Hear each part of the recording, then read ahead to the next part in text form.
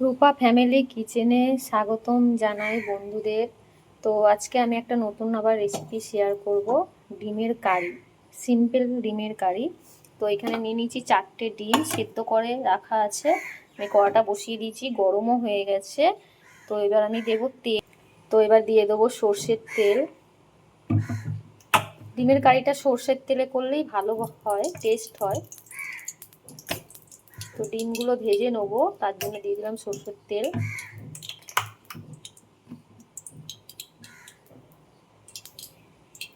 তো ডিমগুলো একটু চিড়ে রেখেছিলাম, তো দিয়ে দেবো হলুদ, দিয়ে দেবো নুন, তো দিয়ে দেবো সামান্য লঙ্কা গুঁড়ো। ভালো করে মাখিয়ে নেবো।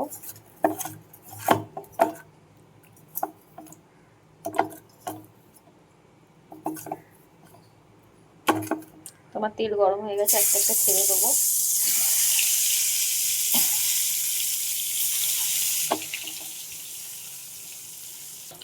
তো ডিমটা আমার ভাজা হয়ে গেছে, হালকা করেই ভাজবো। তো এবার আমি একটা একটা করে তুলে নিচ্ছি।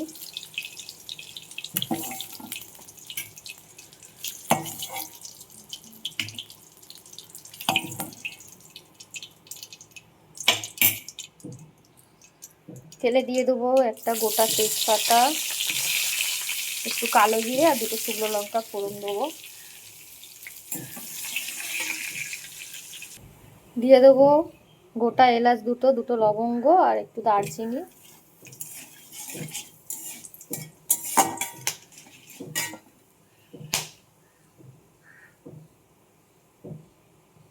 দিয়ে দেবো গ্রেট করে রাখা পেঁয়াজ।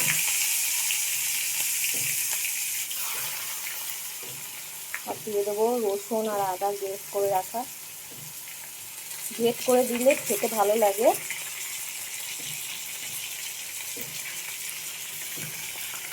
ভালো করে তেলে নেড়ে নেবো।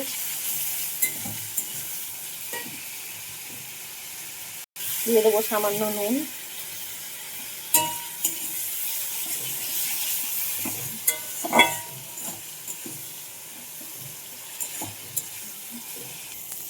তো আমার ভাজা ভাজা হয়ে গেছে পেঁয়াজটা আর আদা রসুনটা।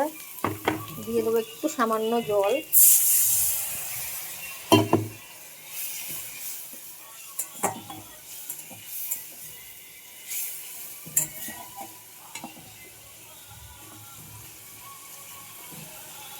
দিয়ে দেবো পুরো 1 চামচ দেবো না, একটু সামান্য কম দেবো। জিরে গুঁড়ো দিলাম, দিলাম ধনে গুঁড়ো, দিলাম লঙ্কা গুঁড়ো 1 চামচ, আর একটু দিয়ে দেবো হলুদ গুঁড়ো। ভালো করে নেড়ে নেবো।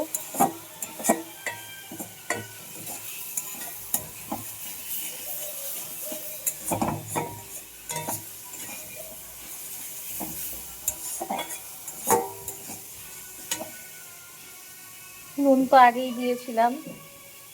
দিয়ে দেবো গোলমরিচ গুঁড়ো।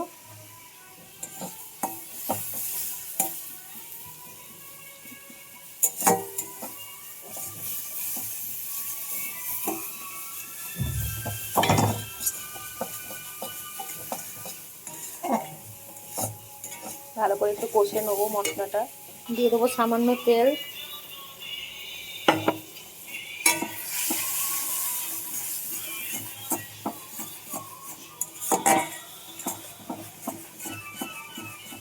তো আমার মশলাটা কষা হয়ে গেছে, তেলও কত সুন্দর ছেড়ে দিয়েছে, পুরো একদম সুন্দরভাবে কষা হয়েছে।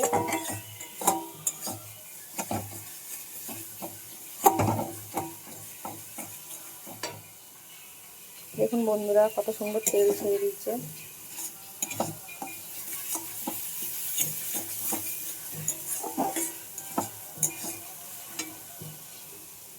দিয়ে দেবো জল।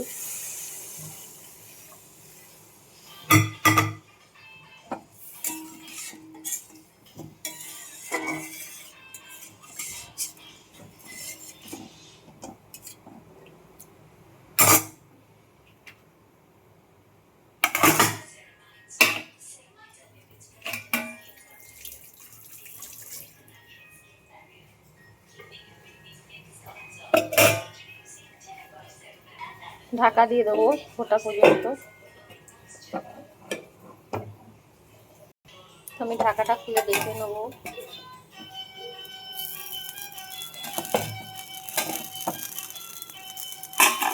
তো আমার ঝোলটা ফুটে গেছে।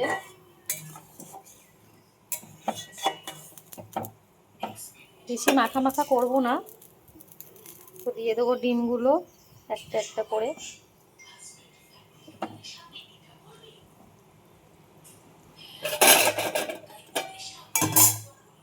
আবারও ঢাকা দিয়ে দেবো।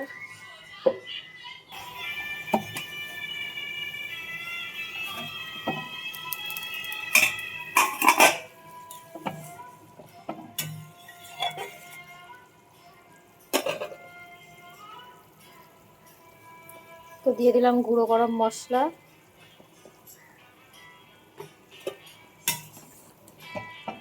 তো ডিমের কারিটা আমার হয়ে গেছে বন্ধুরা। বেশি মাখা মাখা করবো না, একটু ঝোল ঝোল মতন নামাবো, খেতে খুব দারুণ লাগে।